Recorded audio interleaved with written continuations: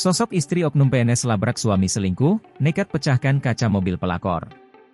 Beredar di media sosial sebuah video yang memperlihatkan aksi istri sah melabrak suaminya yang diduga merupakan oknum PNS di Pekanbaru pada Minggu, 16 Februari 2025. Belakangan terkuak sosok istri sah berinisial Ko yang berani memecahkan kaca mobil pelakor hingga membuat suaminya ketakutan.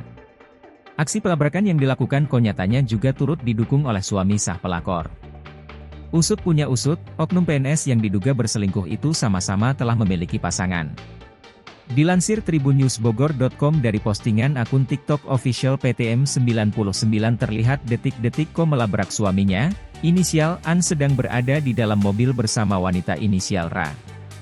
Kejadian tersebut terjadi di Jalan HR Soe Brantas Pekanbaru, Riau pada Minggu siang.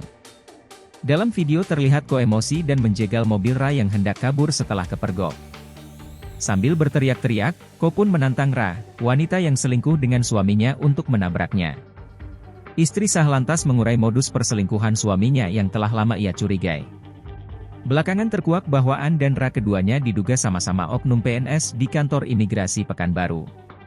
Fakta tersebut diungkap istri sah saat momen pelabrakan tersebut. Bukan cuma Ko, suami sah Ra yakni pria inisial O juga emosi.